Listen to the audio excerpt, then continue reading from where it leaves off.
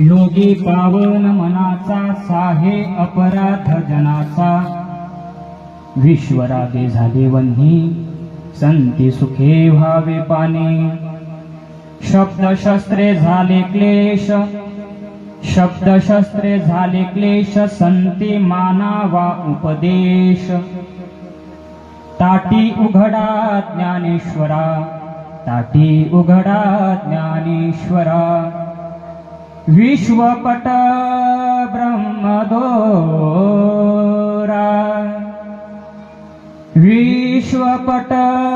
ब्रह्मदोरा ताटी उघडा ज्ञानेश्वरा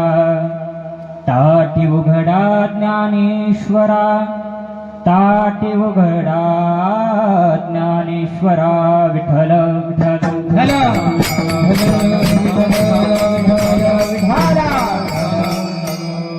पांडुरंगा करू प्रथम नमन पांडुरंगा करू प्रथम नमन हरे चरण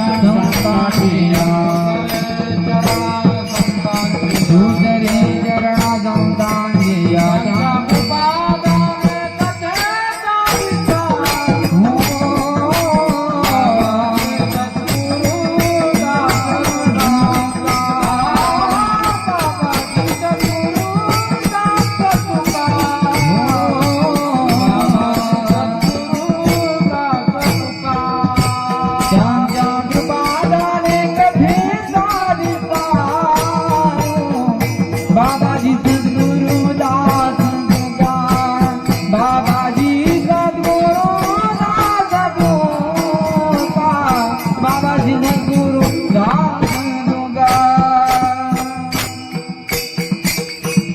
पांडुरंगा करू प्रथम नमन दुसरे चरण संताचिया त्यांच्या कृपादाने कथेचा विस्तार बाबाजी सद्गुरु दास तुका सोमेश्वर नामेश्वर शिव पुरातन तेथे परशुरामे मारिएला बाण मेहून ग्रामीणच्या त्या शक्ती दैवताला नमस्कार माझा तया मुक्ताईला मुक्ताबाई नमो त्रिभुवनवासिनी मुक्ताबाई नमो त्रिभुवनवासिनी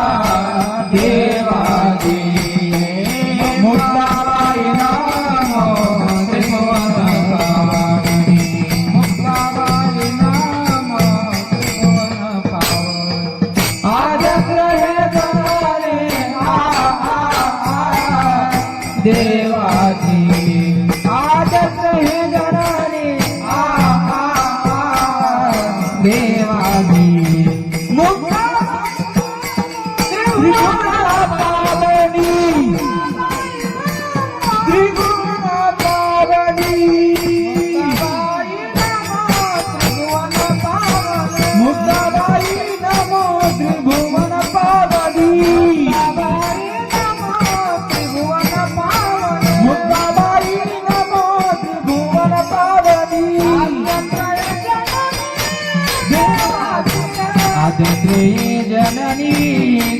देवाची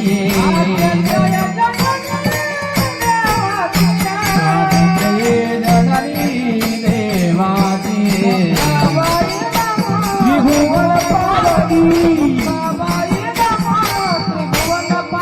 मुक्ताबाई नमो त्रिभुवन पावनी मुक्ताबाई नमो त्रिभुवन पावनी मुक्ताबाई नमो त्रिभुवन पावनी आद्यत्रय जननी देवांची किंवा ज्यांच्या गावी केला वास त्यासी नसावे उदास संपाद्य ज्ञानं च विदाय भक्तिं विलोकितो येन समाधिराजः वैराग्यवन्तं सुविचारयुक्तं नमामि जोगं श्रीसागुरुन्तं मनोजवं मारुततुल्यवेगं जितेन्द्रियं बुद्धिमतां वरिष्ठं वातात्मजं वानरायुतमुख्यं श्रीरामदूतं शरणं प्रपद्ये शरण शरण जी हनुमंता तुझ आलो रामदूता काय भक्तीच्या त्या वाटा मज दावला सुगता ओम नमो श्री गोरक्षनाथा तव चरणी ठेवितो माथा बुद्धी द्यावे बालका वंदीन तुमचे गुण अंतरज्ञानी लाविले जयाचे ध्यान व्हावे श्रोते प्रसन्न जन करावे समाधान कलियुगा माझी या बालकाचा गुरुर ब्रह्मा गुरुर विष्णू गुरुर्देवो महेश्वरः गुरुर साक्षात परब्रह्म तस्मै श्री गुरवे नमः देवी मी जे जे बोले ते प्रभू तुमचे शिकविले म्हणून अवधारी जो आपणे आपण देवा ढल ढल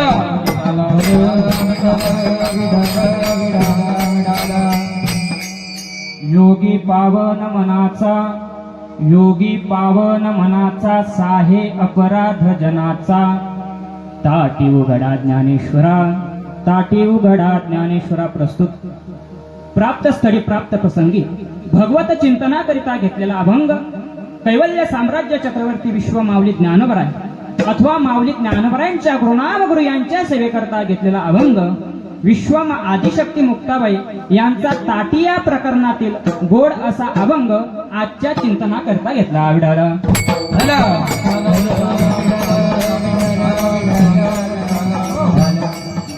अभंगाला सुरुवात करण्या अगोदर शास्त्र असं सांगतं वक्त्याने 40 युक्त्यामध्ये बोललं पाहिजे. वक्त्याच्या 40 युक्त्या बोलण्याच्या आहेत त्या वक्त्याने त्या 40 युक्त्यामध्ये बोललं पाहिजे. कोणताही वक्ता व्यासपीठावर उपस्थित झाल्यानंतर त्याने 40 युक्त्यामध्ये बोललं पाहिजे. जर वक्ता 40 युक्त्यामध्ये बोलत नसेल तर शास्त्र असं म्हणतं त्याला वक्ता म्हणता येणार नाही. मात्र शास्त्राला नियम मात्र अपवाद असतातच, परंतु शास्त्र त्याला एक रस्ता असं काढून देतं. जर त्याला 40 युक्त्यामध्ये बोलता येत नसेल ना तर त्याने 4 युक्त्यामध्ये बोललं पाहिजे. मग त्या 4 युक्त्या कोणत्या तर बघा, पहिली युक्ती आहे प्रतिज्ञा, परिहार, प्रस्तावना आणि विशदीकरण. या 4 भागामध्ये या 4 युक्त्यामध्ये वक्त्याचं बोलणं असलं पाहिजे. जर वक्ता परंतु डबल वाक्य बोलतो, जर वक्ता या 4 युक्त्यामध्ये बोलत नसेल ना माय बापांनो तर शास्त्र असं म्हणतं की त्याला वक्ता म्हणता येणार नाही. विढळ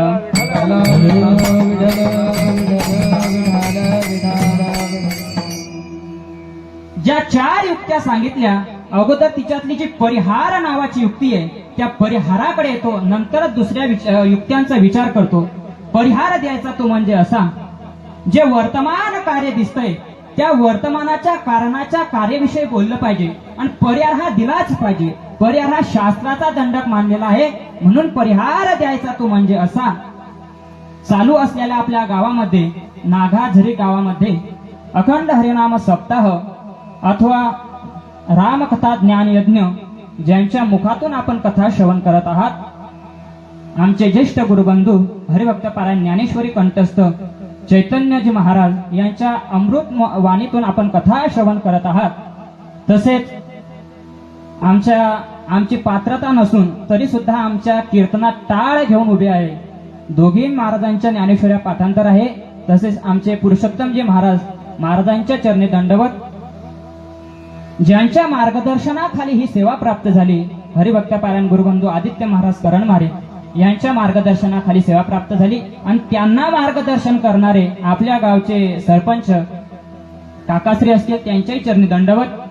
तसेच उपस्थित सर्व गुरुबंधू मंडळी, कोमलजी महाराज असतील, दिवाकर महाराज असतील, हरिभक्तपारायण वासुदेव महाराज, विनेकरी बाबा असतील, इंद्रोवादी मृदंग जय जय सुकरा कीर्तने, ज्यांच्या हातात अगदी असा गोड आवाज आहे, जसा एका निर्जीव वस्तूतून विठ्ठल विठ्ठल ध्वनी काढणं सोपी नाही महाराज. ही कला प्राप्त करायसाठी खूप कष्ट सहन करावे लागतात. खूप कष्ट, 2-2 नाही तर 8-8 तास घाटावरती प्रॅक्टिस करावं लागते, तेव्हा ही कला अवगत होते. अशा 64 कला आहे. त्यांचा कलाचा विचार अगोदर नंतर करून घेईल. परंतु आता ज्या कलेचा आवश्यकता आहे ती म्हणजे मृदंग नावाची कला. महाराज असे गोड असे व्यक्तिमत्व आमचे हरिभक्तपारायण गुरुबंधू विशालजी महाराज असतील. तसेच सर्व संत मायबाप श्रोते सज्जन, तुम्हा सर्व संत मायबापांच्या चरणी सेवेला सुरुवात करतो आणि सर्व संत मायबापांच्या चरणी दंडवत करतो. मस्तक माझा पायावरी, मस्तक माझा पायावरी, मस्तक माझा पायावरी, मस्तक माझा पायावरी. वार करी संतांचा, वार करी संतांचा, वार करी संतांचा, वार करी संतांचा, वार करी संतांचा, वार करी संतांचा. मस्तक माझा पायावरी, वार करी संतांचा, वार करी संतांचा. मस्तक माझा पायावरी, वार करी संतांचा, वार करी संतांचा, वार करी संतांचा. योगी पावन मनाचा, योगी पावन मनाचा, साहे अपराध जनाचा. ताटी उघडा ज्ञानेश्वरा, ताटी उघडा ज्ञानेश्वरा. प्रस्तुत अभंगातून आदिशक्ती मुक्ताबाई माऊली ज्ञानोबरायांना उपदेश करतात. बघा, उपदेश कोणी कोणाला करावा, लहान्यांनी मोठ्याला उपदेश करू नये, तर मोठ्यांनी लहान्याला उपदेश करावा. परंतु आदिशक्ती मुक्ताबाई लहान असून या अभंगामध्ये माऊली ज्ञानोबरायांना उपदेश करतात. बघा, प्रस्तुत अभंग आदिशक्ती मुक्ताबाईचा आहे. अगोदर सांगून गेलो, अभंग आदिशक्ती मुक्ताबाईचा जरी असला तरी माऊली ज्ञानोबरायांना उपदेश करतात. का उपदेश करतात तर त्याच्या मागे थोडा कथासार आहे. तो कथासार बघू. उघडलं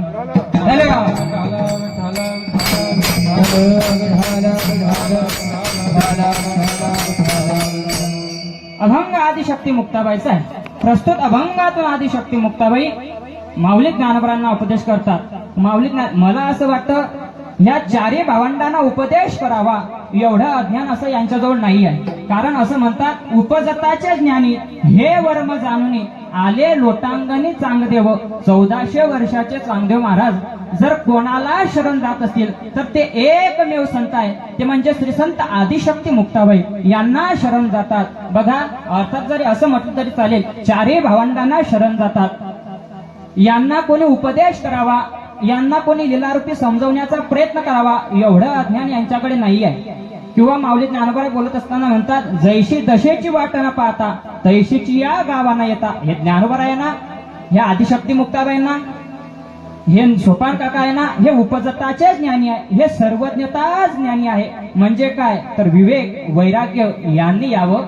मुक्ताबाईच्या, ज्ञानोबरायांच्या, सोपान काकांच्या अथवा निवृत्तीनाथांच्या जिभेवर ओंकार काढावा एवढं सर्वज्ञता ज्ञानी आहे.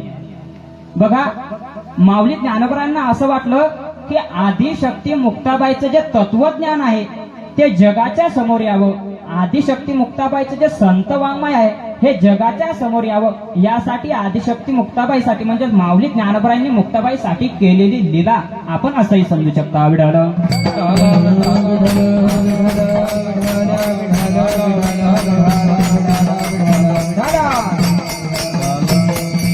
माझ्याकडे पुरावा नाही विशाल महाराज बरं का दादाजी, माझ्याकडे पुरावा नाही, परंतु एक आघात मांडून जाईल.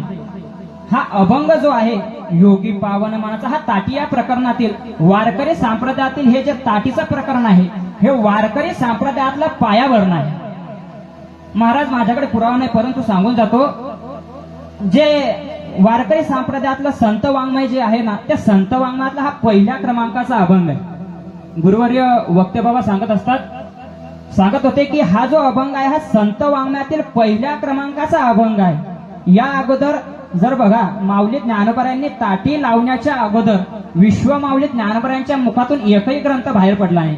जेव्हा माऊली ज्ञानोबरायांनी ताटी लावली आणि ताटी उघडली, जेव्हा मुक्ताबाई तेव्हा उपदेश करतात, तेव्हा माऊली ज्ञानोबरायांच्या मुखातून जर पहिला ग्रंथ जर कोणता आला असेल, अभंग आला असेल, तर तो म्हणजे आजचा योगी पावन मनाचा. माझ्याकडे पुरावा नाही, परंतु सांगून जातो की हा जो अभंग आहे या अभंगाचं विश्लेषण करताना गुरुवर्य सांगत असतात, या अभंगामध्ये नानांच्या भाषेत सांगितलं, नाना म्हणतात की या अभंगामध्ये माऊली ज्ञानोबरायांनी आणि आदिशक्ती मुक्ताबाईंनी संवाद केलेला आहे. बघा, जोपर्यंत नामदेवरायांचं आदिशक्ती मुक्ताबाई जोपर्यंत नामदेवरायांचं गर्व परिहारण करत नाही तोपर्यंत इतर संतांच्या संत सामुग्री बाहेर येत नाही. माझ्याकडे पुरावा नाही, परंतु जर या अभंगाचं खंडन विश्लेषण जर कोणी करून दिलं तर मी हे सांगणं बंद करून टाकेल. विठ्ठल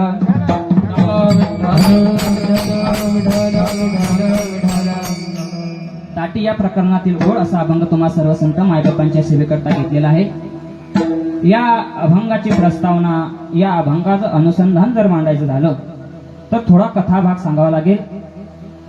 विश्व माऊली ज्ञानोबरायांच्या आईवडिलांना वाडीत टाकण्यात आलं. मायबापांना का वाडीत टाकण्यात आलं तर विश्व माऊली ज्ञानोबरायांच्या म्हणजे विठ्ठल पंतांनी आणि रुक्मिणी आईसाहेबांनी संन्यास आश्रमातून गृहस्थ आश्रमामध्ये प्रवेश केला. त्या गृहस्थ आश्रमामध्ये प्रवेश केल्यामुळे विश्व माऊली ज्ञानोबरायांच्या आईवडिलांना वाडीत टाकण्यात आलं. महाराज ते तर साक्षात सिद्धेश्वराच्या साक्षीने केला होता ना, तो तर साक्षात भगवान परमात्म्याच्या साक्षीने केला होता ना, परंतु नीतीला काही अन्यच मान्य होतं. महाराज विश्व माऊली ज्ञानोबराय आदिशक्ती मुक्ताबाई जर इंद्रायणीवर स्नानाला गेले तर महाराज आळंदीकरांनी त्यांना दगड मारावे आणि इंद्रायणीच्या बाहेर काढावं. संन्याशाचे कार्ते तुम्हाला कशाला इंद्रायणीचं स्नान, नव्हे नव्हे आळंदीकर ते बोलत होते. महाराज जर सिद्धपेठाच्या दिशेने गेले, पर्णकुटीत गेले तर महाराज खायला अन्नाचा कण सुद्धा नव्हता. महाराज पहाटेचा प्रसंग आहे.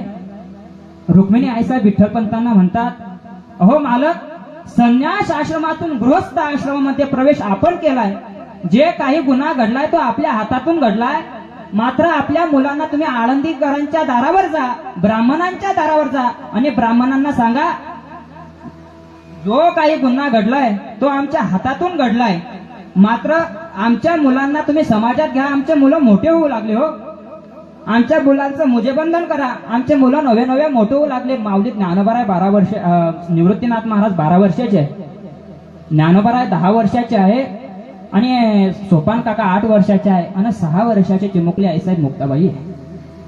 नवे ते बोलत होते. विठ्ठल पंतांना रुक्मिणी आईसाहेबांनी सांगितलं, तुम्ही जा आणि सांगा की आमचे मुलं मोठे होऊ लागले, आमच्या मुलांचं मुजेबंधन करा, आमच्या मुलांना समाजात घ्या. महाराज विठ्ठल पंतांना ते रुक्मिणी आईसाहेबांनी सांगितलेले शब्द मनाला लागले आणि विठ्ठल पंत मंद पावलांनी ब्राह्मणांच्या दारावर जाऊ लागले. प्रत्येक ब्राह्मणाला म्हणायचं, अहो मालक, आमचे मुलं मोठे होऊ लागले हो, आमच्या मुलांना समाजात घ्या. तुम्ही जे प्रायश्चित द्याल ते आम्ही भोगायला तयार आहे, मात्र आमची अट एकच आहे की आमच्या मुलांना तुम्ही समाजात घ्या, आमच्या मुलांचं मुजेबंधन करा. महाराज प्रत्येक ब्राह्मणांच्या दारावर जायचं आणि प्रत्येक ब्राह्मणांच्या दारावर जाऊन प्रत्येक ब्राह्मणाच्या घराची साखळी वाजवायची. प्रत्येक ब्राह्मणाला हेच म्हणायचं, अहो आमचे मुलं मोठे होऊ लागली, आमच्या मुलांना समाजात घ्या, आमच्या मुलांचं मुजेबंधन करा. महाराज एक ब्राह्मण म्हणाले, अहो विठ्ठल पंत, तुम्ही संन्यास आश्रमातून गृहस्थ आश्रमामध्ये प्रवेश केला ना, खूप मोठी चूक केली. आता सनातन हिंदू धर्मामध्ये आतापर्यंत असं कोणी केलं नाही, परंतु तुम्ही केलं. त्याच्यामुळे तुम्हाला एक जण प्रायश्चित देणार नाही, तर तुम्हाला सभा भरवाव्या लागतील, तुम्हाला पंच बोलवावे लागतील. महाराज, अगोदर पंचांची पद्धत असायची, पंच जो न्याय देतील तो आपण स्वीकार करायचा. महाराज, पंच बोलायला लागतील. महाराज, आळंदीमध्ये थरथराट बातमी पसरली की संन्यासाच्या कार्त्यांना, म्हणजे संन्याशांना मुलं झाले, त्या संन्यासाच्या कार्त्यांना समाजात घेण्याचं ठरवलंय.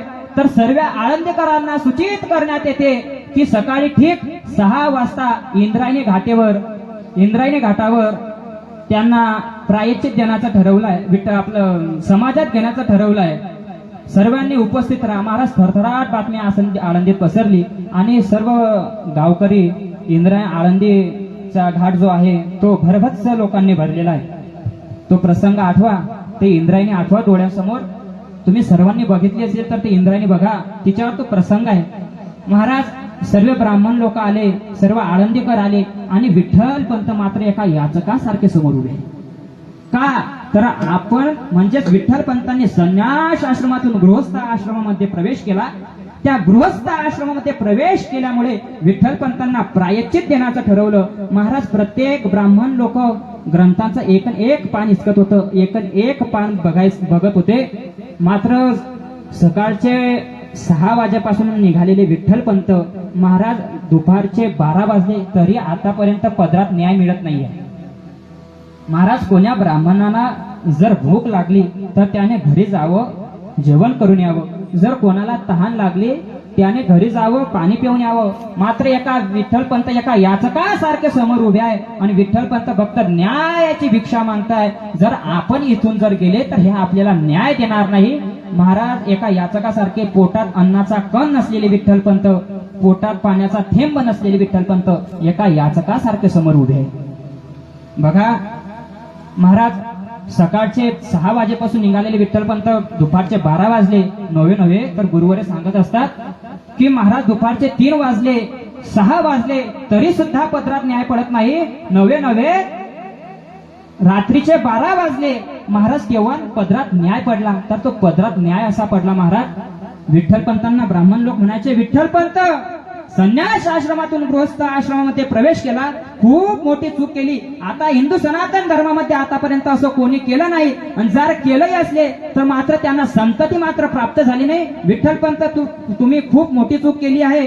विठ्ठल पंत, तुमच्यासाठी एकच प्रायश्चित ठरवलंय. अहो मालक, सांगा तुम्ही जे प्रायश्चित द्याल ते आम्ही भोगायला तयार आहे. मात्र आमची अट एवढीच आहे की आमच्या मुलांना तुम्ही समाजात घ्या.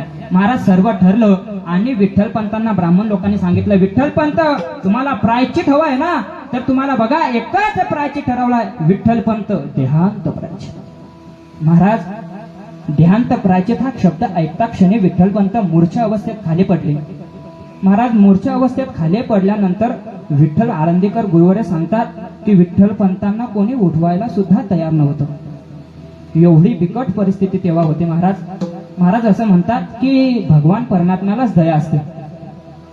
महाराज, जणू काही थोड्या वेळाने मंद पाऊस असा चालू झाला आणि त्या पावसामध्ये विठ्ठल पंतांना जाग आली. महाराज इकडे तिकडे बघतात तर विठ्ठल पंतांच्या समोर आजूबाजूला कोणीच नाही. महाराज, विठ्ठल पंत उठले आणि विठ्ठल पंत उठल्यानंतर विठ्ठल पंत आपल्या सिद्ध बेटाच्या दिशेने जाऊ लागले.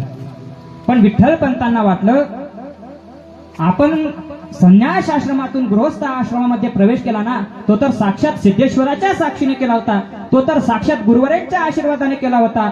मात्र नीतीला काही अन्यच मान्य आहे. महाराज, सिद्धेश्वरा असं वाटलं विठ्ठल पंतांना की आपण सिद्धेश्वराच्या मंदिरात जावं आणि सिद्धेश्वराला विचारावं, अरे सिद्धेश्वरा, आळंदीकरांनी दिलेला न्याय तुला मान्य आहे का? महाराज, विठ्ठल पंत सिद्धेश्वराच्या मंदिरात गेले आणि सिद्धेश्वराच्या मंदिरात जाऊन महाराज ते सकाळचा प्रसंग, सकाळचे 4 ते 5चा टाइम, विठ्ठल पंत गेले आणि शांत असा असणारा तो गाभारा, त्या गाभाऱ्यामध्ये प्रवेश केला आणि प्रवेश केला आणि विठ्ठल पंत सिद्धेश्वराला आलिंगन देतात. अरे बा सिद्धेश्वरा, तुझ्याच साक्षीने आम्ही संन्यास आश्रमातून गृहस्थ आश्रमामध्ये प्रवेश केला ना, मग सांग आळंदीकरांनी दिलेला न्याय तुला मान्य आहे का? महाराज विठ्ठलपंत ढळाढळा असं रडू लागले आणि विठ्ठलपंत आलिंगन देतात आणि विठ्ठलपंत म्हणतात, सांग सिद्धेश्वरा, आळंदीकरांनी दिलेला न्याय तुला मान्य आहे का? महाराज तो शांत असणारा गाभारा तो सुद्धा महाराज असा गर्र गर्र आवाज करू लागला, जेणेकरून विठ्ठलपंतांना तो गाभारा सांगत होता की विठ्ठलपंत देहांत प्रायची. महाराज विठ्ठलपंतांच्या सर्व आणि विठ्ठलपंत बाहेर निघाले आणि अश्वत्थाच्या समोर अश्वत्थाचं झाड होतं आणि अश्वत्थाच्या झाडाजवळ जातात आणि अश्वत्थाला विचारावं, तुझीच प्रदक्षिणा केली होती ना रुक्मिणीने, तुझ्या सवलक्ष प्रदक्षिणा केल्या होत्या ना, मग सांग आळंदीकरांनी दिलेला न्याय तुला मान्य आहे का? महाराज ते शांत असणारं अश्वत्थाचं झाड, ते शांत असणारे ते पानं, ते सुद्धा सळसळ सळसळ करू लागले. महाराज जेणेकरून ते विठ्ठलपंतांना ते पानं सांगत होते की विठ्ठलपंत देहांत प्रायचे. महाराज सर्व बाजू हरल्या आणि इंद्रायणीच्या दिशेने आपल्या विठ्ठलपंत जाऊ लागले. एक विचारावं विठ्ठलपंतांनी की इंद्रायणी मातेला एकच उपाय उरला, तो म्हणजे विठ्ठलपंतांना विचारावं, विठ्ठलपंतांनी सांगावं की इंद्रायणी मातेजवळ जावं आणि इंद्रायणी मातेला विचारावं. शेवटचा एकच पर्याय आहे. महाराज इंद्रायणी मातेच्या तीरावर गेले आणि इंद्रायणी मातेच्या महाराज ते आपण बघतो आळंदीमध्ये अशी सुमधुर वाहणारी इंद्रायणी माता आहे. आणि महाराज सुमधुर वाहणारी इंद्रायणी माता, जर तुम्ही इंद्रायणीच्या काठावर जर एखादी छोटं मूल घेतलं ना मावशी, तर इंद्रायणी माता वाहून नेणार नाही. महाराज ते शांत असणार पाणी. महाराज त्या दिवशी विठ्ठलपंतांनी प्रश्न विचारला की आळंदीकरांनी दिलेला न्याय तुला मान्य आहे का? तर महाराज ते शांत असणार पाणी ते सुद्धा तेव्हा इंद्रायणी मातेना ते रुद्र रूप प्रगट केलं आणि खळखळाट इंद्रायणी वाहू लागली, जेणेकरून ते पाणी विठ्ठलपंतांना सांगत होतं विठ्ठलपंत देहांत प्रायचे. महाराज सर्व बाजू हरल्या आणि विठ्ठलपंत मंद मंद पावलांनी सिद्धपीठाच्या दिशेने जाऊ लागले. महाराज जाता जाता महाराज हळुवारपणे गेले आणि ताटी उघडली तर बघतात काय, तर रुक्मिणी माता झोपलेली आहे. महाराज तुमचा पती एखाद्या दिवशी जर कामाला गेला, न जेवता जर गेला, तर तुमचं चित्त लागत नाही. महाराज विठ्ठलपंत सकाळपासून 6 वाजेपासून तर रात्रीचे 12 वाजले, नवे सकाळचे 4 वाजले, तेव्हा विठ्ठलपंत आपल्या सिद्धपीठामध्ये येतात आणि ताटी उघडून बघतात तर काय, तर विठ्ठलपंत रुक्मिणी आईसाहेब झोपले आहे. रुक्मिणी आईसाहेबांच्या शेजारी ज्ञानोबराय झोपले आहे. माऊली ज्ञानोबरायांच्या शेजारी 6 वर्षाची चिमुकली आईसाहेब मुक्ताबाई झोपली. त्याच्या शेजारी निवृत्तीनाथ महाराज आणि पलीकडनं म्हणजे सोपान काका झोपले आहे. महाराज विठ्ठलपंतांना वाटलं की आता आपण निघून जावं. आपण यांना बघितलं ना तर विठ्ठलपंतांना असं वाटलं जर आपण निघून गेले तर हे आपलं संपूर्ण त्यांचं आयुष्य मला पाहण्यात घालवतील. म्हणून विठ्ठलपंतांना वाटलं की कोणाला तरी सांगून जावं. म्हणून रुक्मिणीला हळुवार उठवलं महाराज, हळुवारपणे उठवलं आणि रुक्मिणी माताला महाराज ते सकाळपासून गेलेले विठ्ठलपंत सकाळचे 4 वाजले तेव्हा आले आणि महाराज रुक्मिणी माताला एवढा आनंद झाला की आता आपल्या मुलांना समाजात घेतात, म्हणून असा खूप आनंद झाला. आणि विठ्ठलपंतांनी रुक्मिणी माताला उठवलं आणि रुक्मिणी माता म्हणतात, अहो मालक, घेतात का आपल्या मुलांना आळंदीमध्ये, घेतात का आपल्या मुलांना समाजामध्ये? महाराज विठ्ठलपंत म्हणतात, हो रुक्मिणी. आळंदीकर म्हणतात की घेतो म्हणत, पण त्यांनी माझ्यासाठी एकच प्रायश्चित ठरवलं, ते म्हणजे देहांत प्रायश्चित. महाराज देहांत प्रायश्चित शब्द ऐकता क्षणी जो असलेला आनंद रुक्मिणी मातेचा, तो आनंद तर गेलाच गेला, पण रुक्मिणी माता मूर्छ अवस्थेत खाली पडल्या. कोण उठवायला तयार होतं, तर विठ्ठलपंतच तिथं होते. विठ्ठलपंतांनी जेणेकरून ते पाणी घ्यावं आणि रुक्मिणी आई साहेबांच्या डोळ्यावर शिंपळावं आणि रुक्मिणी माता उठल्या. मात्र रुक्मिणी मातेचे शब्द आहे, विठ्ठलपंत म्हणतात, आता मी निघतो बरं का, मी आता देहांत प्रायश्चिताला जातो.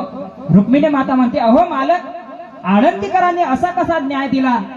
आपण विठ्ठलपंत म्हणतात, अगं रुक्मिणी, त्यांच्या दारावर आपण गेलो होतो, मात्र ते आपल्या दारावर आले नव्हते. म्हणून जे त्यांनी प्रायश्चित दिलं ते आपण भोगायला पाहिजे.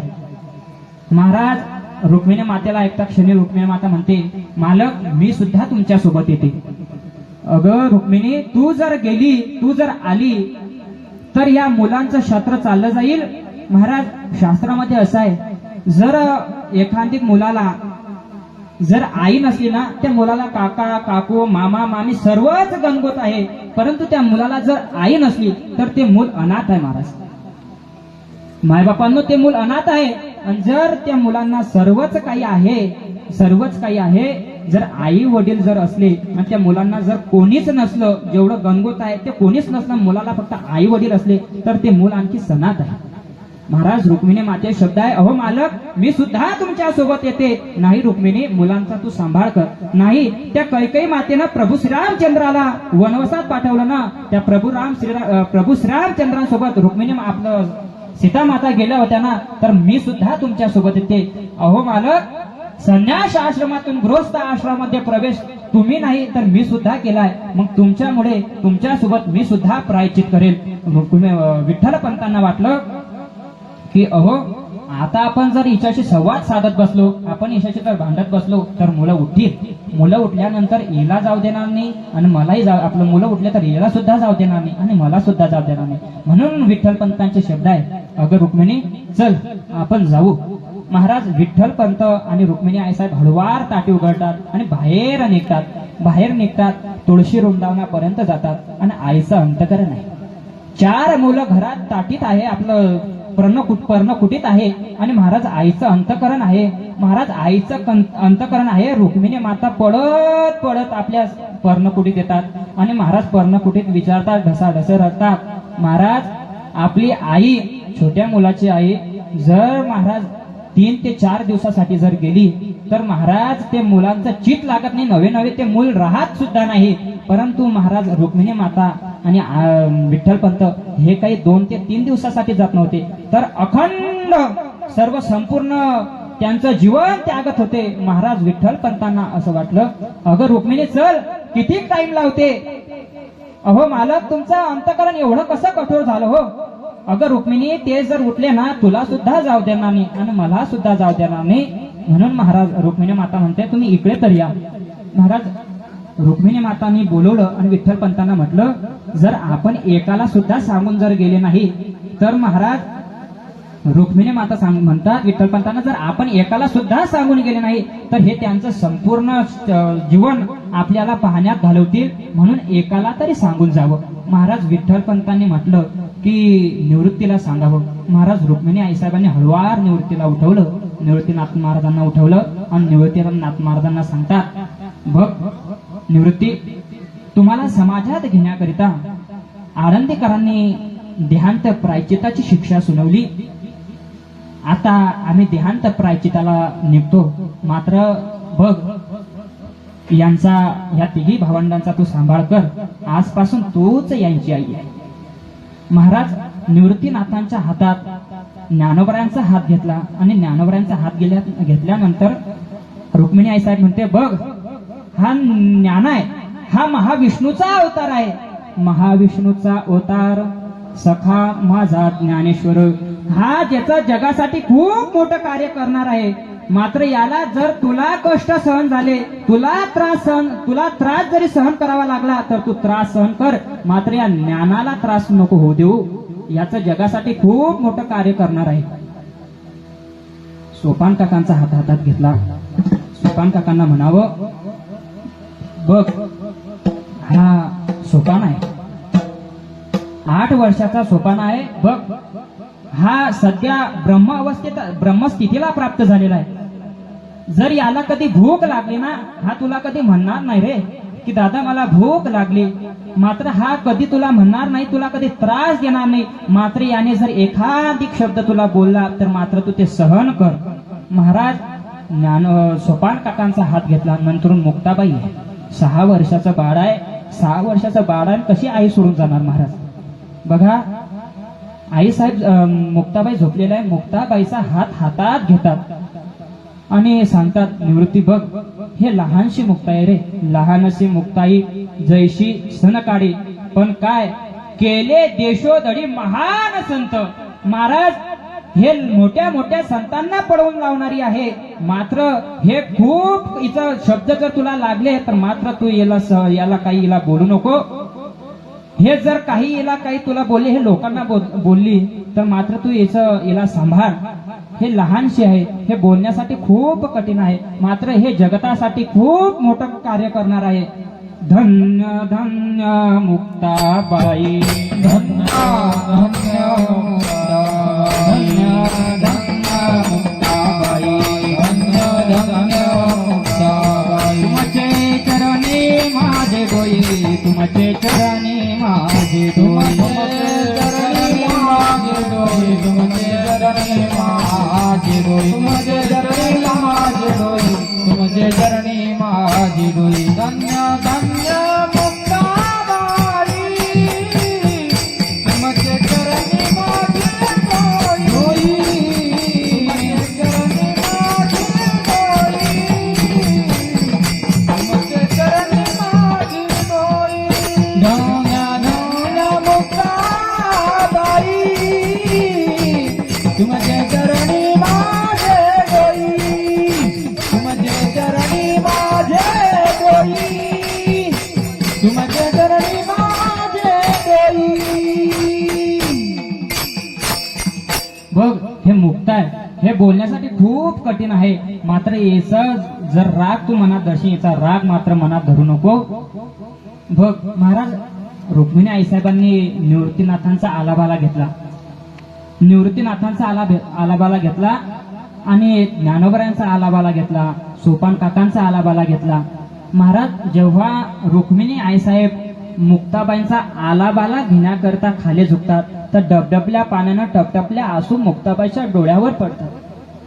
बघा, डोळ्यावर पडतात, मुक्ताबाईच्या डोळ्यावर आश्रू पडतात. महाराज जेव्हा रुक्मिणी आईसाहेब ते आश्रू पुसण्याकरिता जेव्हा हात पुढे करतात तर महाराज तेव्हा मुक्ताबाईच्या डोळ्यावरचे, अंगावरचे म्हणजेच गालावरचे अश्रूच पुसत नाही, तर तेव्हापासून मुक्ताबाईच्या जीवनातलं मातृत्वाचं नातं पुसलं गेलं. विठ्ठल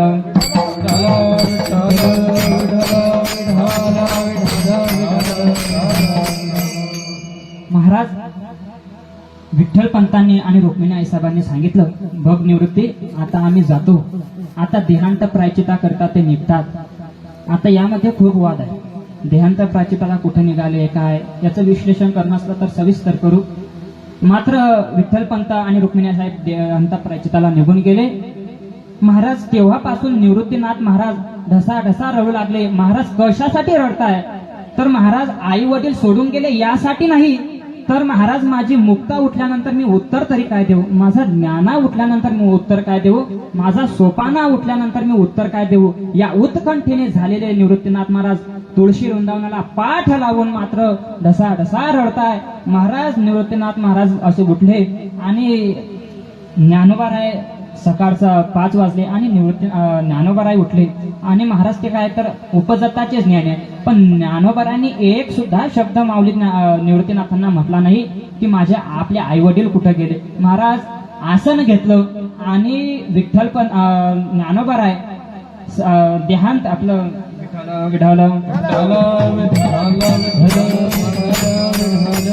गोट्यावर जाऊन बसले आणि ध्यान लावतात. मात्र थोड्या वेळाने सोपान काका उठले आणि सोपान काका उठल्यानंतर सोपान काका सुद्धा एकही शब्द निवृत्तीनाथांना म्हणत नाही की आपले आई वडील कुठे गेले. सोपान काकांनी सुद्धा आसन घेतलं आणि ध्यान लावायला सुरुवात केली. महाराज 6 वर्षाचं बाळ आहे आपल्या घरात, बघा 6 वर्षाचं बाळ आहे आणि फक्त एवढीच चिंता निवृत्तीनाथांना होती की मुक्ता उठल्यानंतर याला उत्तर तरी काय देऊ. महाराज मुक्ताबाई उठली. आपल्या घरात विचार करा, आपल्या घरात 6 वर्षाचं बाळ आहे आणि 6 वर्षाचं बाळ उठल्यानंतर 5 ते 6 वर्षाचं बाळ आहे, ते उठल्यानंतर पहिली हाक कोणाला मारते हो? आईला मारते, बरोबर आहे. महाराज मुक्ताबाईने सुद्धा आईला हाक मारावी. आई, ओ आई, मी उठली ना, ये ना ग. महाराज आई तर काही नाही, पण महाराज आईचं अंतःकरण असणारे ज्ञानोबाराय आत गेले आणि ज्ञानोबाराय आत गेल्यानंतर रुक्मिणी आई आपलं ज्ञानोबारायांनी मुक्ताबाईला उचलावं, कडेवर घ्यावं आणि बाहेर आणावं.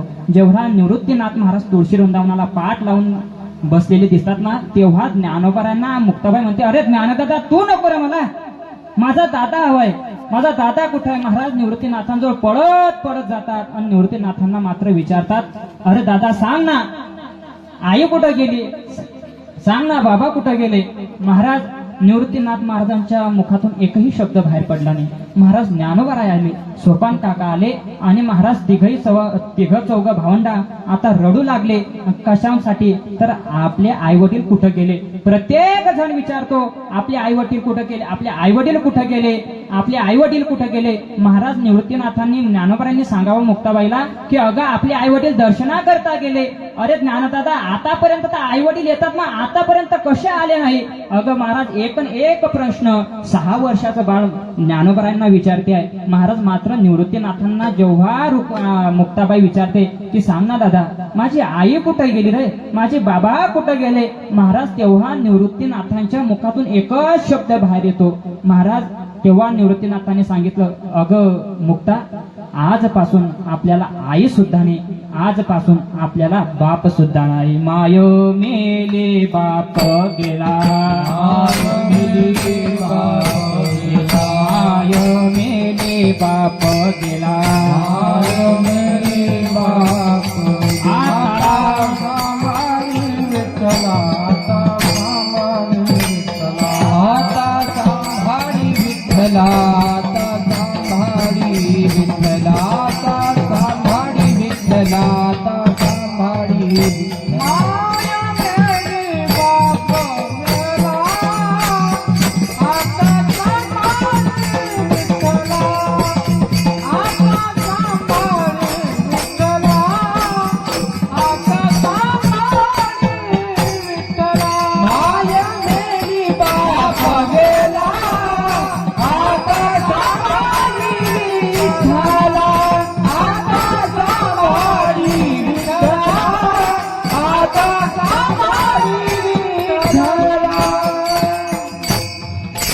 निवृत्तीनाथ महाराज म्हणतात, अगं मुक्ता, आजपासून आपल्याला आई सुद्धा नाही आणि आजपासून आपल्याला बाप सुद्धा नाही, तूच आमची आई आहे.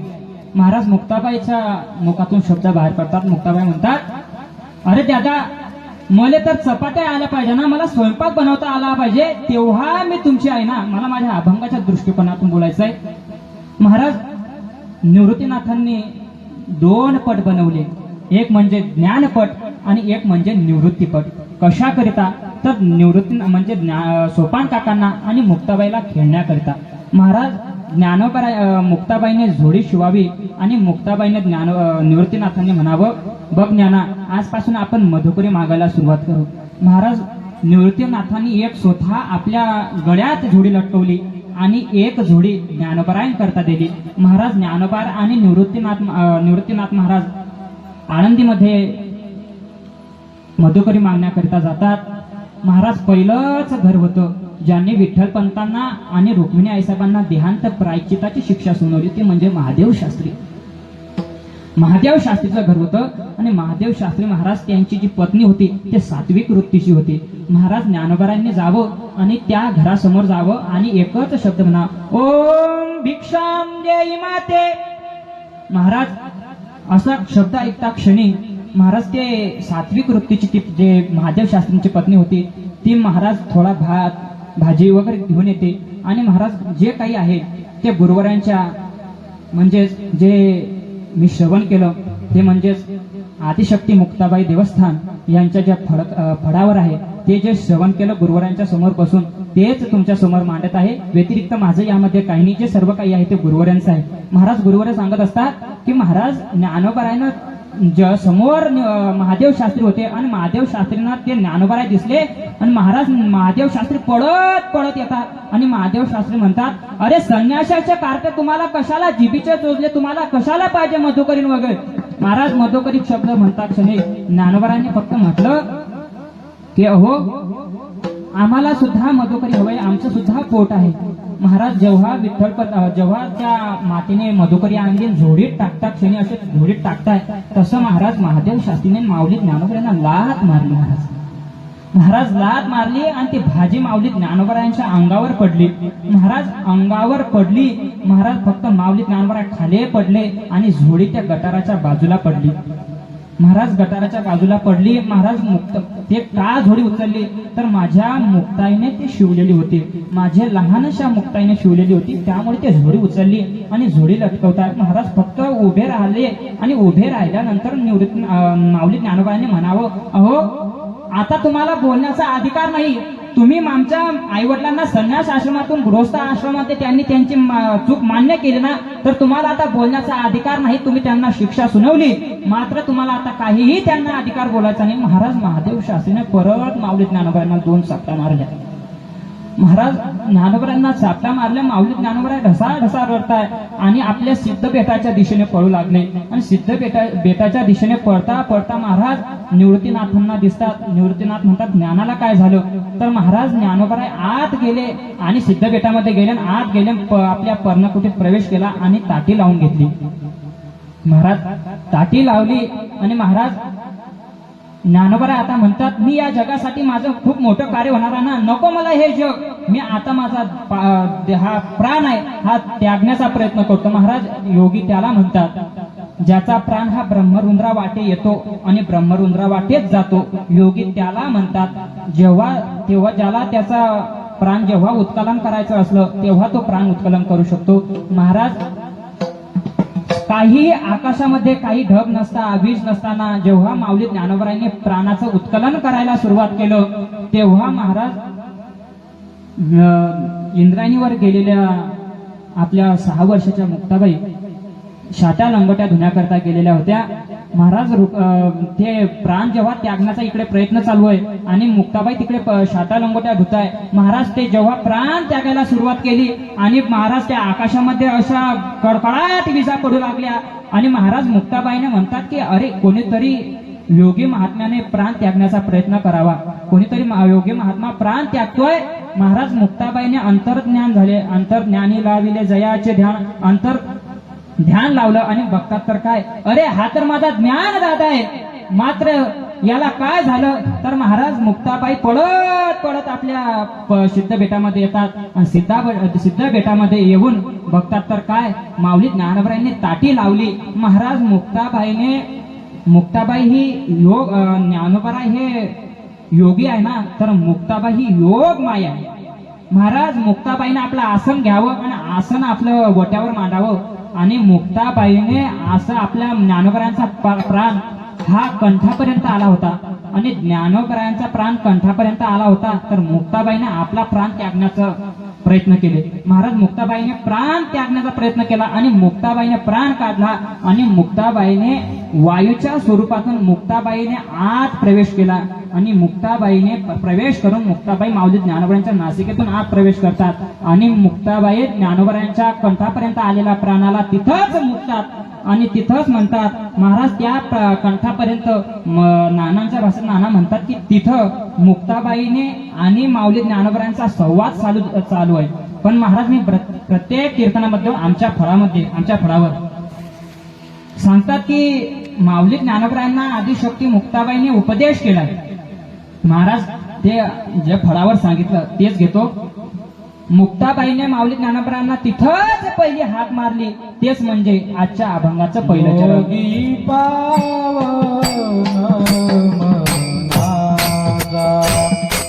योगी पावन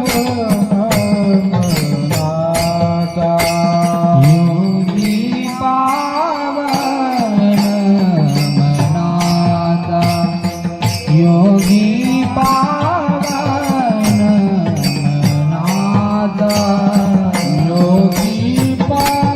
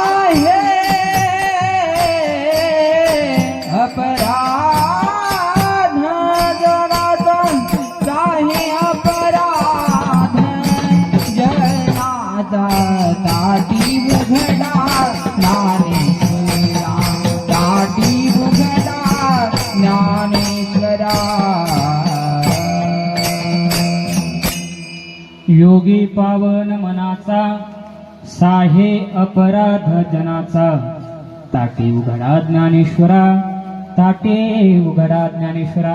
पहिला शब्द आहे अभंगाचा योगी.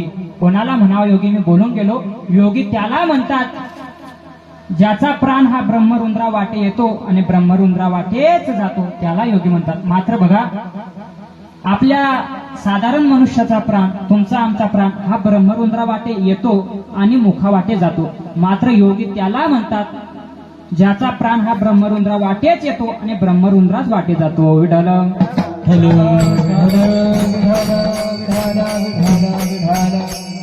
महाराज आदिशक्ती मुक्ताबाईने म्हणावं, अहो माऊली तुम्ही योगी आहे, तुम्ही पावन मनाचे योगी आहे.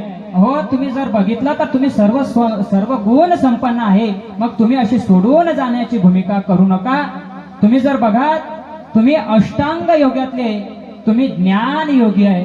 काय प्रमाण आहे? देव म्हणती रुक्मिणी हा एकची योगी देखिला नयनी, हेची ज्ञान संजीविनी जाण त्रैलोक्यासी.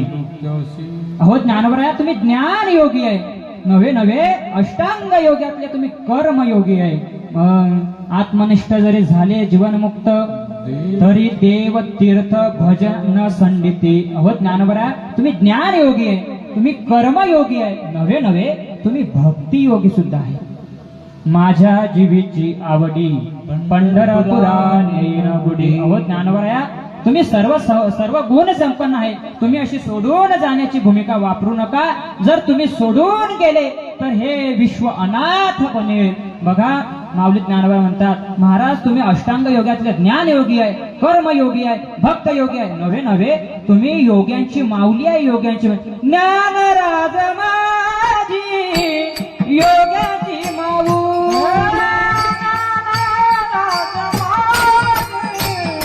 योग्याची माऊली ज्ञानराज माझी योग्याची माऊली, ज्ञानराज माझी योग्याची माऊली, ज्ञानराज माझी योग्याची माऊली,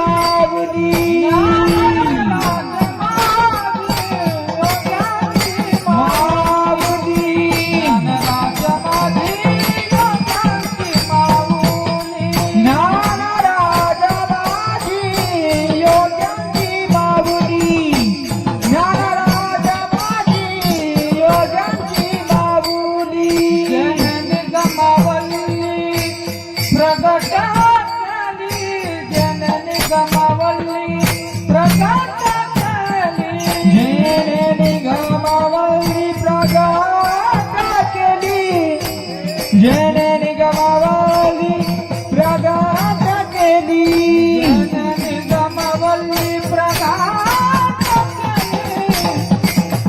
निगमावली प्रगात केली, जेने निगमावली प्रगात केली, जेने निगमावली प्रगात केली. ज्ञानराज माझी योगाची माऊली,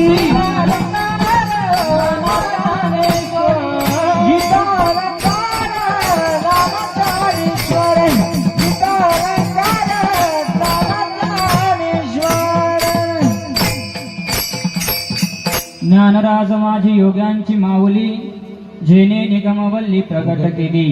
गीता अलंकार नाम ज्ञानेश्वरी, ब्रह्मानंद लहरी प्रगट केली. अहो ज्ञानवरा तुम्ही आई आहे, तुम्ही माऊली आहे. माऊली बरेच प्रमाण देतात, वेदशास्त्र देते ग्वाही, म्हणती ज्ञानाबाई आई. अहो ज्ञानवरा तुम्ही योगी आहे, संतुष्ट सततम योगी, यथात्मा दृढ निश्चय, मयूर्पित मनोर्बुद्धी, यो मत भक्त समेप्रिय. अहो ज्ञानवरा जरी विश्व तुमच्यावर क्रोधावून धावत येत असेल तर तुम्ही आघात सहन करा. काय म्हणतात तुकोबर आहे, तुका म्हणे तोची संत, सोसी जगाचे आघात. अहो ज्ञानवरा तुम्ही माऊली आहे, तुम्ही आईचं अंतःकरण आहे, म्हणून तुम्ही सोडून जाण्याची भूमिका वापरू नका. जर तुम्ही सोडून जर गेले तर हे विश्व अनाथ बनेल. अनाथ ज्ञानाबाई माझी अनाथांची माय. अहो ज्ञानवरा तुम्ही सोडून गेले ना तर हे विश्व अनाथ बनेल. बघा माऊली ज्ञानोबा म्हणतात, तुम्हीच बोलले ना 12व्या अध्यायामध्ये, यस्मिन् न द्विजते लोको लोकांनो द्विजते चया. हर्षामर्ष भयद्वेगिरी मुक्तो यसचे मे प्रिया तरी सिंधूचिनी माझे जळचरा भय नुपजे तरी जळचरा नुबगे जे समुद्रे जैसा. अहो ज्या समुद्रामध्ये जलचर प्राण्याच्या समुद्राला आग लागली तर त्या जे प्राणी आहेत ते समुद्राला सोडून जात नाही, ते समुद्राला नाही म्हणत तर महाराज त्या समुद्राला त्या प्राणी असताना नसताना काही फरक नाही. महाराज तुम्ही तसं अहो ज्ञानोबा तुम्ही तसं या विश्वाचं काय धरून बसले, हे विश्व कोणाला पण बोलतेस. बघा माऊली ज्ञानोबा म्हणतात, आपला आदिशक्ती मुक्ता म्हणतात, ज्ञानोबा तुम्ही संत आहे ना, तुम्ही योगी आहे ना, तर माऊली ज्ञानोबाई वर्णन करत असताना आदिशक्ती मुक्ताबाई वर्णन करतात ताटीच्या प्रकरणात, वरी भगवा झाला नामे अंतरी वश केला काने त्याला म्हणून ये साधू. अहो माऊली ज्ञानोबा तुम्ही या अभंगामध्ये पुढच्या अभंगामध्ये सांगतात साधू कोणाला म्हणतात, संत कोणाला म्हणतात. संत तोची जाना जगी दया क्षमा ज्याची अंगी लोभ अहंता नये मना. अहो ज्ञानोबराया किंवा जे का रंजले गांजले त्यासी म्हणे जो आपले तोची साधू ओळखावा देव तेथेची जाना हवा. अहो ज्ञानोबराया तुम्ही योगी आहे, तुम्ही पावन मनाचे योगी आहे. नव्हे नव्हे तुम्ही जर या विश्वास धरून बसले तर तुम्ही काहीच करणार नाही. म्हणून तुम्ही काय व्हा तर बघा सुखाने शांतने पाणी व्हा, हेच अभंगाच्या दुसऱ्या चरणात सांगतात.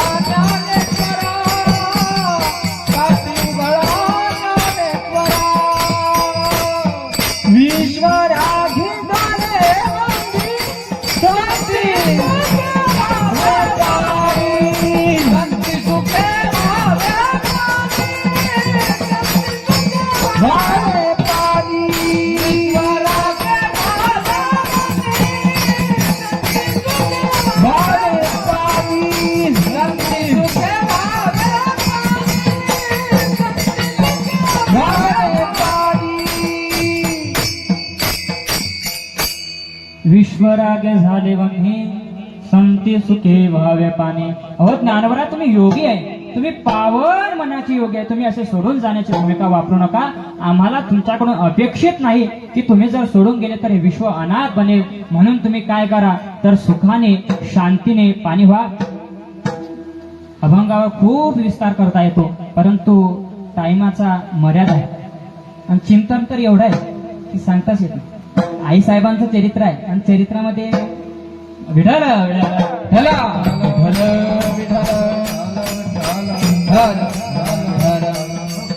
विश्वरागे झाले वन्ही संती सुखे व्हावे पाणी. तुम्ही काय करा तर सुखाने शांतीने पाणी व्हा. महाराज बघा लोक बोलले असतील तुम्हाला शब्द, तुम्ही मात्र ते शब्द मनाला लावून घेऊ नका. लोक बोलतच असतात. लोकांचं बोलणं हे असं मनाला रुसणार आहे. महाराज, जर कोणी बोलत असलं, एक माणूस व्यक्ती जर, आता आपण चैतन्य महाराज देगलूरकर यांच्या वाणीतून जर आपण काही श्रवण करत असले तर आपल्याला त्यांची वाणी अशी अमृतासारखी वाटते. आणि जर एखादी कीर्तनकार गावाकडला म्हणा, आपल्यासारखा कीर्तनकार जर कोणी बोलत असलं तर ती वाणी आपल्याला अशी आपली सुद्धा कठोर वाटते. बघा, तसं अहो माऊली ज्ञानोबराया, लोक बोलले असतील हो, पण तुम्ही ते मात्र मनाला लावून घेऊ नका. महाराज, शब्द जरी तुम्हाला मनाला लावून घेऊ नका. लोक बोलतातच, नव्हे लोक बोलणारे काय आहे, लोकांचं बोलणं जर मनावर घेतलं तर तुम्ही या विश्वासाठी काहीही करू शकणार नाही. म्हणून माऊली आदिशक्ती मुक्ताबाई अभंगाच्या तिसऱ्या चरणात वर्णन करतात. विश्वपट ब्रह्मा शब्द शरीरे झाली क्लेश, शब्द शस्त्रे झाली क्लेश, शब्द शस्त्रे झाले क्लेश, शब्द शस्त्रे झाले क्लेश,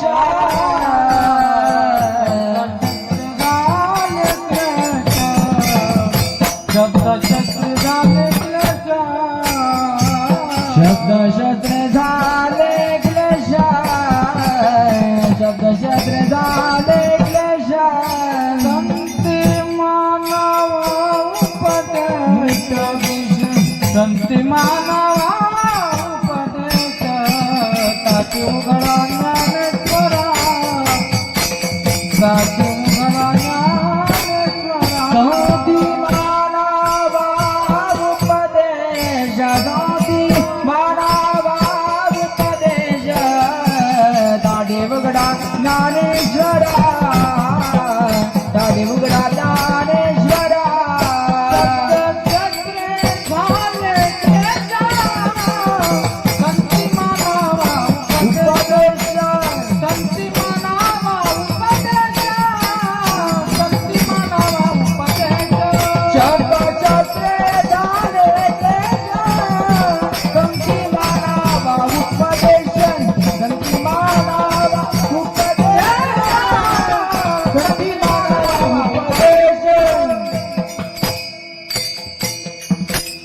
शब्दशस्त्रे झाले क्लेश, संती मानावा उपदेश. अहो ज्ञानोबरा, लोक बोलतात व शब्द, तुम्ही ते शब्द स्वीकारू नका.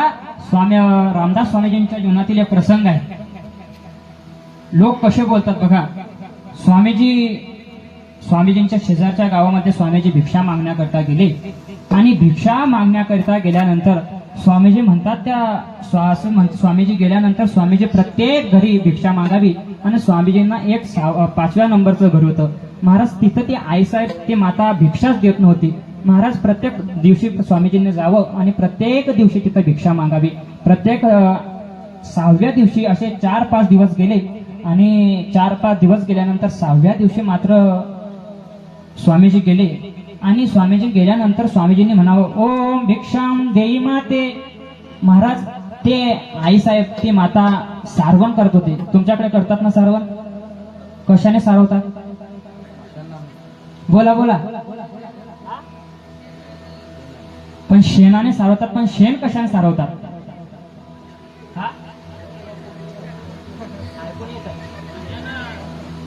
आमच्याकडे पोतारा म्हणतात.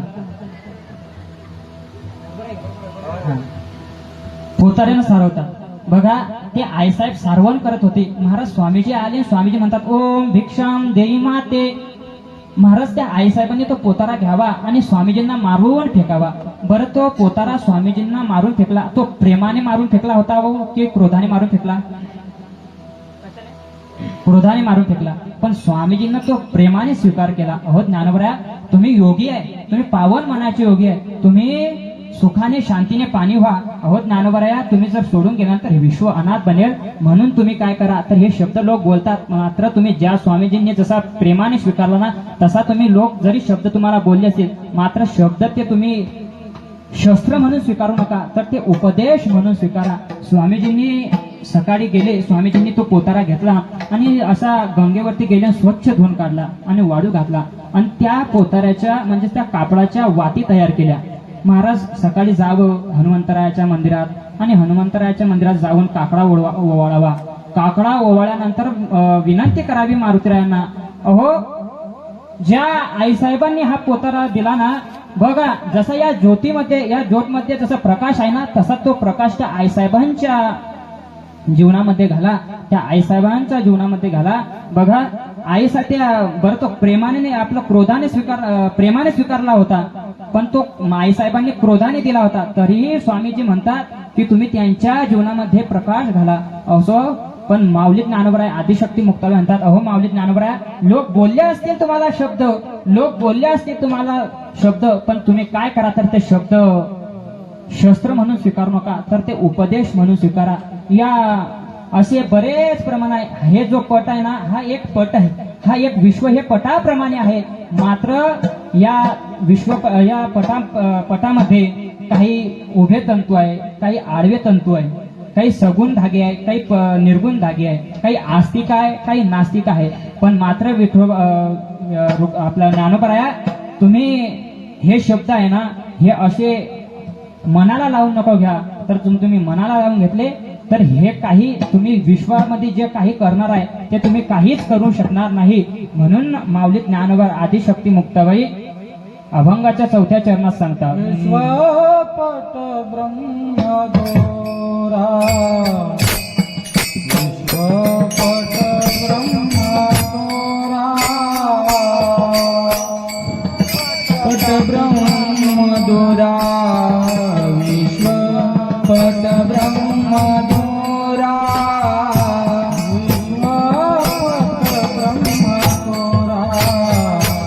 विश्वपट ब्रह्मदोरा, विश्वपट ब्रह्मदोरा, विश्वपट ब्रह्मदोरा, विश्वपट ब्रह्मदोरा,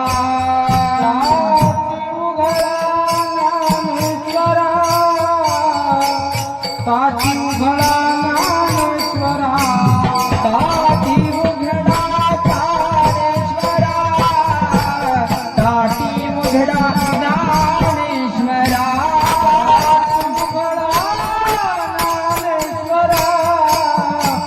ताती उघडा ज्ञानेश्वरा, ताती उघडा ज्ञानेश्वरा, ताती उघडा ज्ञानेश्वरा, ज्ञानेश्वरा,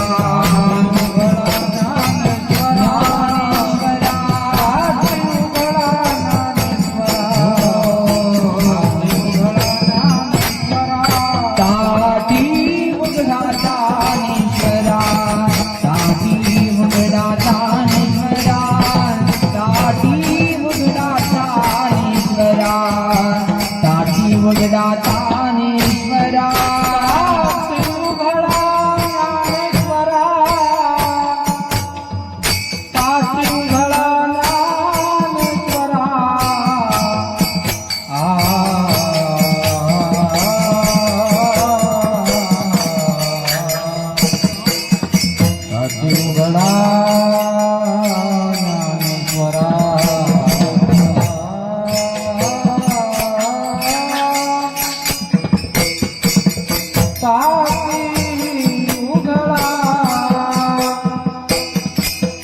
ज्ञानेश्वरा,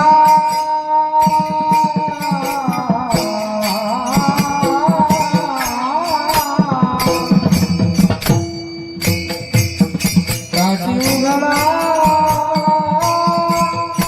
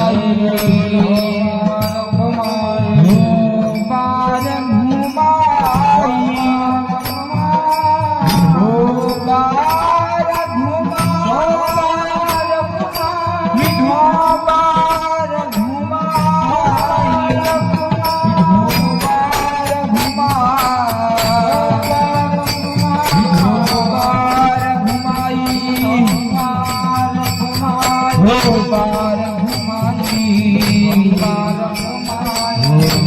घुमाए कुंडली कवरता धरे कृष्णदेव तुकारा पंढरीनाथ भगवान आदि शक्ति मुक्ता बाई की जय बार घुमाई बार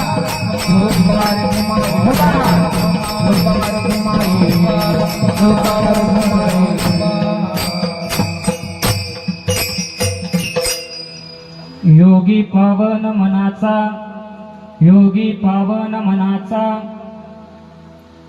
साहे अपराध जनाचा विश्वरागे संती सुखे व्हावे पाने शब्द शस्त्रे झाले क्लेश शब्द शस्त्रे झाले क्लेश संती मानावा उपदेश ताटी उघडा ज्ञानेश्वरा ताटी उघडा ज्ञानेश्वरा विश्वपट ब्रह्मदोरा ताटी उघडा ज्ञानेश्वरा ताटी उघडा ज्ञानेश्वरा ताटी उघडा ज्ञानेश्वरा ज्ञानेश्वर माऊली ज्ञानराज माऊली ज्ञानेश्वर ज्ञानेश्वर ज्ञानेश्वर महाराज ज्ञानराज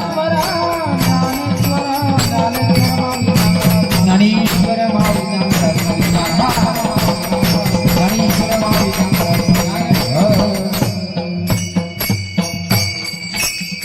विश्वपट ब्रह्मदोरा ताटी उघडा ज्ञानेश्वरा ताटी उघडा ज्ञानेश्वरा ताटी उघडा ज्ञानेश्वरा अहो ज्ञानोबराया तुम्ही योगी आहे तुम्ही पावन मनाचे योगी आहे तुम्ही असे सोडून जाण्याची भूमिका वापरू